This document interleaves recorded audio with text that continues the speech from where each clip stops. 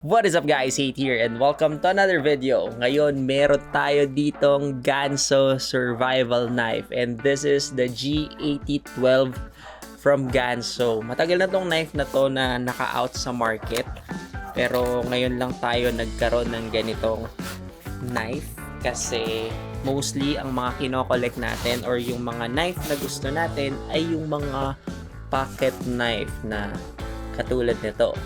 Pero ngayon kasi nai-enjoy natin yung pag-adventure natin sa wild or sa bundok, sa kung saan-saan. And napaka-useful ng knife talaga sa mga survival situation or adventure.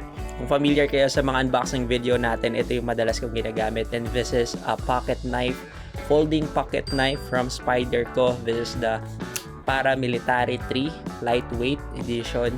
Ito yung madalas nating dala sa camping. And meron na rin tayong bushcraft knife from Morakniv or Mora. This is the Mora Companion and sobrang useful nito, sobrang talas, razor sharp. Tapos ngayon meron tayong bagong knife from Ganso. Uy, so unboxing muna tayo. Meron siyang warranty card from Ganso. We got this online from the exclusive distributor of this brand here in the Philippines, Ganso Philippines. So ito yung knife. So matagal na tong labas sa market and maganda naman yung review niya. This is a budget survival knife kasi yung mga ganito na klase ng mga accessories is mahal siya talaga. So ito, nakuha lang natin siya for around 1,500 pesos. And this is the version 2 of this knife. I guess nalabas to 5 years ago or 8 years, something ganon. So appreciate lang muna natin yung knife itself. Ang haba niya. Ano, compare dito sa bushcraft knife. Mahalaga yung mga knife kasi hindi naman sila pare-parehas ng purpose. Ito, talagang pangharabas to. Talagang matibay to kasi survival knife to at saka less maintenance. I love the color, all black. Meron lang siyang konting accent ng green. Tapos ito yung lalagyan niya. Plastic, rubbery plastic na okay naman. Meron siya ditong ferro rod. So pag magi-start ka ng apoy, ang galing kasi nandito lang siya. Chill lang. Tapos dito sa likod niya, meron siyang sharpener. I guess this is metal, some kind of diamond sharpener.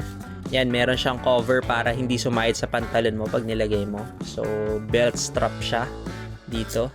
And, yan natin yung mismong knife.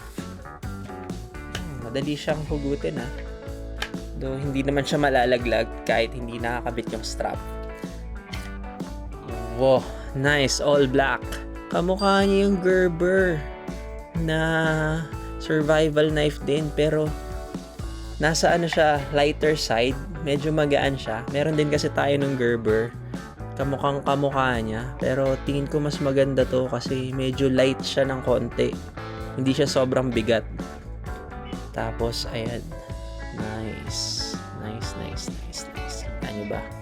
Ito pala, may butas din siya dito so pwede mo tong ilagay sa kahoy so magiging spear siya. Alam ko, ito ay natatanggal. Pwede to rin tong pambasag ng salamin. Itong part na to kasi metal siya. Tapos pwede mo tong matanggal, makukuha mo yung buong blade kasi full tang tong blade na to. Sa pagkakaalam ko. Razor sharp. Yes, matalas. Natin kung matabakbak niya ang aking balahibo, buhok. Hindi niya nababakbak. Tapos dito sa side na to, ito yung pang ferro rod. Wow, nice. I like this. Baka tumunog. Joke lang, wala tayo dito noon. Hindi siya sobrang bigat, hindi rin siya sobrang gaan, and maganda siyang hawakan sa kamay. Mako-compare natin siya dito. Ito maganda talaga tong hawakan. Tsaka pang bushcraft talaga to eh. Pang ano ng kahoy. Pang tistis ng kahoy. tapos mas manipis. Syempre, ito ay mas matalas. And this one is stainless. I guess this one is carbon steel. Kaya medyo may kabigatan siya. Kagandahan dito, less maintenance siya. Well, ito rin naman, less maintenance din naman to.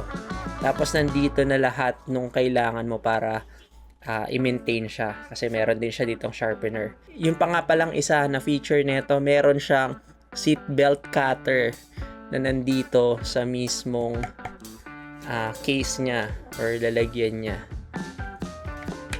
Nice. Pwede kaya ito baliktaran? Pwede! Pwede siyang baliktaran. Ambidextrous.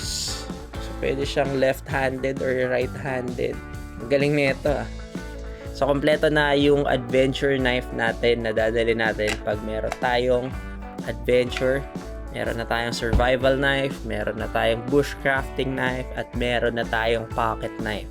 So, para sa akin, itong tatlong to yung pinakakailangan ko talaga pag nag-a-adventure. Kasi, alam nyo naman sa wild, maraming mga kung anek-anek. So, yun lang muna para sa video na to. Thank you guys for watching. Don't forget to like and subscribe. Once again, my name is Hate. See you in the next video. Mabuhay!